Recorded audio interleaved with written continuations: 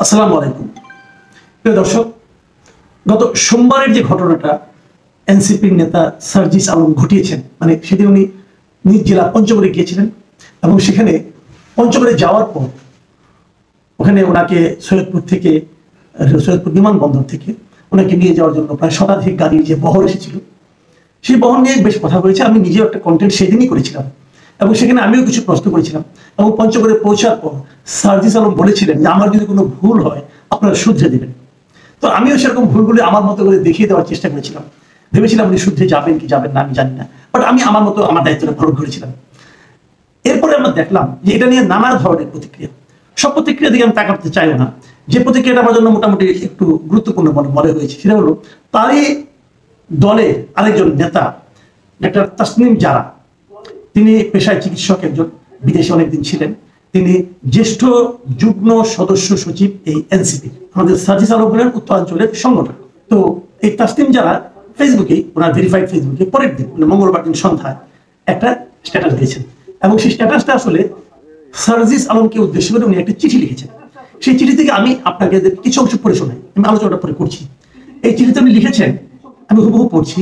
আমি এই চিঠিটি লিখছি আমাদের দলের একজন রাজনৈতিক কর্মী হিসাবে, দলের নীতিগত অবস্থান ও স্বচ্ছতার প্রশ্ন থেকে।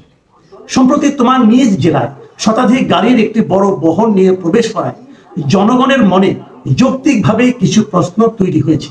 তারপরে লিখেছেন যে তুমি কিছুদিন আগে প্রকাশ্যে বলেছিলে কোট আনকোট যে আমার আসলে এই মুহূর্তে কোনো টাকা নাই, ধার করে চলতেছি, এটাই হচ্ছে রিয়েলিটি, আমার পকেটে মানি ব্যাগও নাই। এই চিঠিটা কিন্তু এই কথাটা কিন্তু আসলেই সার্জিস বলেছিলেন।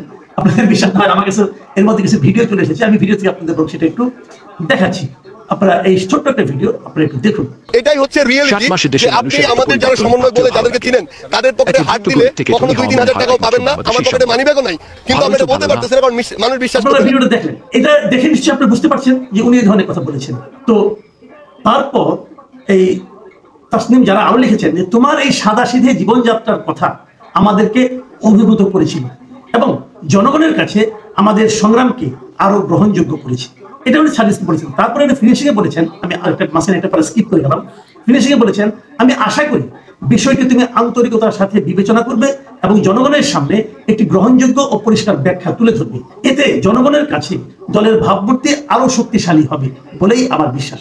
তাসনিম জারার এই চিঠিটা পড়ে আমার যেটা মনে হয়েছিল যে উনি কিন্তু একটা খুব গুরুত্বপূর্ণ দায়িত্ব পালন করেছেন, যে উনি ওনার দলের একজন, ওনার জুনিয়র একজন ব্যক্তিকে, দলের ছোট ভাইয়ের মতো মনে হয়, যেটা ওনার কথা শুনে তাকে উনি জিনিসটা ক্লিয়ার করতে বলেছেন। খুব ভালো কথা। আমি এই সঙ্গে তাসনিম জারার একটু প্রশংসাও করছি। আবার তাসনিম জারাকে আমি এই প্রশ্নটাও করতে চাই, আপনি যে কথাটা সার্জিসকে বলেছেন সেই কথাটাকে আপনি আপনার দলের শীর্ষ নেতৃবৃন্দকে বলেছেন? তাদেরও তো এরকম 2-3টা কাজ আমাদের কাছে সন্দেহের উদ্রেক করেছে, আমাদের মনে প্রশ্ন জাগিয়েছে। যেমন ওনারা যখন সেখানে আপনিও ছিলেন, প্রথম যে সমাবেশটা ওনারা করেছেন যে আপনার এই সংসদ ভবনের সামনে বিশাল একটা জাঁকজমকপূর্ণ সমাবেশ, সেই সমাবেশের খরচটা কত হয়েছিল ভাই? এবং সেই খরচের টাকাটা কে দিয়েছিল আপনাদেরকে? তার কোনো হিসাবকে আপনি জনগণকে দিয়েছেন? আমরা তো দেখিনি। তো তখন কি আপনার নেতৃবৃন্দকে আপনি প্রশ্নটা করেছেন যে জনগণের মনে এই ধরনের একটা প্রশ্ন আসতে পারে? জনগণের কাছে দলের ভাবমূর্তিকে আরো শক্তিশালী করার জন্য আমাদের এই হিসেবের ব্যাপারটা পরিষ্কার করা দরকার। কত টাকা তুলেছেন, কত টাকা পেয়েছেন, কত টাকা খরচ করেছেন, কত টাকা আরো আছে, নাকি অপচয় করেছেন, নাকি চুরি করেছেন, এই হিসাবগুলিকে আপনি চেয়েছিলেন? একই রকম প্রশ্ন আমি আবারও করতে চাই যে আপনারা যে ইফতার পার্টিটা করলেন হোটেল ইন্টারকন্টিনেন্টালে, প্রায় 1,500 লোকের ইফতার পার্টি, সেখানেও তো প্রচুর খরচ হয়েছিল, সেই টাকাটাও বা কোথা থেকে এসেছিল? আমি যদি বলি এই দুটো খরচের কোনো হিসেব আপনারা দেননি বলে জনগণের কাছে সার্জিস ভেবেছে এভাবে খরচ করা যায়, কাজে এসে করেছে, এটাও তো হতে পারে। কাজেই আপনি কারোর কাছে প্রশ্ন করবেন, কারোর কাছে প্রশ্ন করবেন না। কাউকে বলবেন যে তুমি ট্রান্সপারেন্ট হও এবং অন্য অনেককে বলবেন যে তোমরা ট্রান্সপারেন্ট হওয়ার ব্যাপারে আপনার কোনো মাথা ব্যথা থাকবে না, সেটা কিন্তু ভাই হয় না। আপনি কখনো নীতিবান, কখনো হিপোক্রেট, এটা হয় না। আপনি যে কোনো একটা পথে যান। তারপরেও আপনি একটা প্রশ্ন করেছেন, এটা আমার কাছে খুব ভালো লেগেছে, আপনাকে ধন্যবাদ জানাচ্ছি। এখন আমি পরের প্রসঙ্গে আসি। ঠিক পরের দিনে কিন্তু আমাদের সার্জিস আলম, উনি তো ছেড়ে দেওয়ার পাত্র নয়, উনি এর একটা জবাব দিয়ে দিয়েছেন এবং বিশাল জবাব। এই জবাবটা হলো আমার কাছে সবচেয়ে ইন্টারেস্টিং মনে হয়েছে, এই জন্য আপনার সঙ্গে শেয়ার করছি।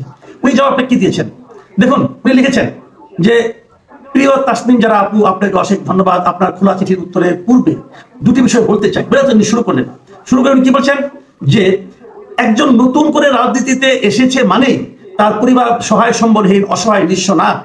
তার মানে উনি এখন বলছেন যে ওনার পরিবার সহায় সম্বলহীন নয় বা অথবা নিঃস্ব নয়, তাহলে ওনার পকেটে মানি ব্যাগও থাকে না কেন? উনি যে দুদিন আগে বলেছিলেন যে আমার পকেটে মানি ব্যাগও নাই, তো উনি যদি সহায় সম্বলহীন না হন, উনি যদি অসহায় না হন, নিঃস্ব না হন, অনেক টাকার মালিক হন, উনি চিঠি একদিকে লিখেছেন ওনার বাবা যে পরিমাণ জমি রেখে গিয়েছেন, যে সম্পদ রেখে গেছেন, ওইটা দিয়ে উনি ইলেকশন করতে পারবেন। উনি যদি বলে থাকেন তো সেক্ষেত্রে তো প্রশ্ন উঠে যে উনি সহায় সম্বলহীন নন, তাহলে ওনার পকেটে মানি ব্যাগ থাকে না কেন? নাকি ওটা নাটক ছিল, নাকি ওনার মানি ব্যাগ বহন করার জন্য অন্য লোক থাকে? এটা হচ্ছে আরো বিপদ। ওনারা মাঝখানে যে ক্ষমতাবান হয়ে উঠেছিলেন, হয়তো এখনো আছেন, ওনারা চাইলে অনেক ধনাঢ্য ব্যক্তিও তাদের একজন কর্মচারীকে ওনার পেছনে পেছনে পাঠাতে পারেন যে সে যেন মানি ব্যাগ বহন করে দিয়ে জন্য সার্জি চালানোর জন্য, চাইলেই টাকা দিবে ওখান থেকে। সেরকম কিছু কি হয়েছে? এটা কিন্তু আপনাকে বুঝতে হবে। উনি লিখেছেন যে তার টাকা না থাকতে পারে, কিন্তু তার পরিবার আত্মীয় স্বজনের তো সেই সামর্থ্য আছে। যদি তার আত্মীয় স্বজনের সেই সামর্থ্য থাকে, তাদের সেই সামর্থ্যটা যখন তার পকেটে মানি ব্যাগও থাকতো না, তখন তারা প্রয়োগ করলো না কেন? তখন তারা সেটা ব্যবহার করলো না কেন? তাদের সামর্থ্যবান আত্মীয় স্বজন, সামর্থ্যবান পরিবারের সদস্যরা তাকে কেন নিঃস্ব অবস্থায় রাখতো? কেন? নাকি এখন তার একটা সম্ভাবনা তৈরি হয়েছে, অতএব তারা ইনভেস্ট করছে? এটাই কি? এই প্রশ্নগুলো কিন্তু জবাব আপনাকে দিতে হবে জনাব সার্জিস আলম। দেখুন আরেকটা জায়গায় লিখেছেন, কতিপয় সোশ্যাল মিডিয়া বুদ্ধিজীবী তাদের জায়গা থেকে যেভাবে রাজনীতিকে কল্পনা করেন সেটা কোনো আদর্শ পৃথিবীর চিত্র হতে পারে, কিন্তু বাংলাদেশের মতো বৈচিত্র্যময় চিন্তাধারা ধারণকারী জনগণ সম্বলিত একটি দেশের চিত্র নয়। মিস্টার সার্জিস আলম, এটা আপনি একটা ভয়ঙ্কর কথা বলেছেন। ভয়ঙ্কর কথা। কোথায় ভয়ঙ্কর কথা? আপনি বলতে চাচ্ছেন যে বাংলাদেশের মতো বৈচিত্র্যময় চিন্তাধারা ধারণকারী জনগণ সম্বলিত একটা দেশের চিত্র এটা না, মানে এই দেশের মানুষ ওরকম আদর্শ পৃথিবীর চিত্রের সঙ্গে সঙ্গতিপূর্ণ নয়। এই দেশের মানুষকে আপনি লোভী বলছেন, এরা লোভী, টাকা চায়, টাকা দেখাতে হয়, এদের মন মানসিকতা সেরকম। তাই যদি হবে তাহলে বিএনপি আর আওয়ামী লীগ দোষটা কি করলো ভাই? এটা আমার বুঝান তো আপনি। আওয়ামী লীগ বিএনপি এই কাজটাই করছে। আওয়ামী লীগ বিএনপি বোঝানোর চেষ্টা করছে এত বছর ধরে যে যার মাসুল আছে, যার পকেটে টাকা আছে, তার পক্ষে কেবল এমপি হওয়া সম্ভব, অন্য কারোর পক্ষে নয়। আপনি তো সেই গড্ডালিকা প্রবাহে গা ভাসাচ্ছেন। যদি সেই গড্ডালিকা প্রবাহে গা ভাসান, তাহলে নতুন বন্দোবস্তের কথা বলেন কেন? কেন বলেন? এবং উনি আরেকটা কথা বলেছেন, আমরা নতুন বন্দোবস্ত চাই, কিন্তু নতুন বন্দোবস্ত বলতে আমরা যেটা কল্পনা করি সেটা 6 মাসের মধ্যে অ্যাপ্লাই করলে অলমোস্ট 95+ ক্ষেত্রে জামানত হারানোর সম্ভাবনা থাকবে। তার মানে উনি বলতে যাচ্ছেন ওনারা যে নতুন বন্দোবস্তের কথা বলছেন, এটা যদি ওনারা এখনই অ্যাপ্লাই করেন তাহলে সব জায়গায় তারা হারবে। তার মানে কি ওনাদের নতুন বন্দোবস্তের সঙ্গে আমাদের দেশের জনগণ এখনো প্রস্তুত হয়নি? ওনাদের নতুন বন্দোবস্ত আমাদের দেশের জনগণের জন্য অ্যাপ্লিকেবল নয়? উনি এই কথা বলতে চাচ্ছেন? তাহলে ওনারা কিভাবে যাবেন? পরে আমরা একদিকে বলেছে যে আগে আমাদেরকে ক্ষমতায় যেতে হবে কোনোভাবে, যে কোনো বন্দোবস্ত আমাদেরকে জারি করতে হবে ক্ষমতায় বসে। তার মানে আপনি উপর থেকে চাপিয়ে দেবেন একটা বন্দোবস্ত? আপনি জনগণ যা কিছুই করবেন, আমি কি বলতে চাচ্ছি, আমার বক্তব্যটা কি, আপনি যা কিছুই করবেন জনগণকে সঙ্গে নিয়ে করবেন। আপনি যখন আমাকে খাওয়াবেন বলবেন তোমাকে আমি পান্তা ভাত খাওয়াবো, বলে আমাকে পান্তা ভাত দিবেন, কিন্তু আমাকে আপনি বিরিয়ানির লোভ দেখিয়ে পরে পান্তা ভাত খাওয়াবেন, সেটা হবে না ভাই। আপনি সেটা বলতে যাচ্ছেন যে আপনাদের নতুন বন্দোবস্তের সঙ্গে এই দেশের মানুষ এখনো প্রস্তুত হয়নি গ্রহণ করার জন্য, কাজে সেভাবে অগ্রসর হলে আমরা হারবো। কাজে আমরা পুরাতন বন্দোবস্তের মধ্যে থাকবো, থেকে ক্ষমতায় যাব, যে তারপরে নতুন বন্দোবস্ত চাপাইয়ে দেবো। ভাই পাইছেন নাকি? মগের মূল্য পাইছেন? পৃথিবীর কোথাও এটা হয় না। এবং যারা এটা করতে চায় তাদেরকে জনগণ ফ্যাসিবাদী শাসক হিসেবে বলে। আপনারা এক ফ্যাসিবাদীকে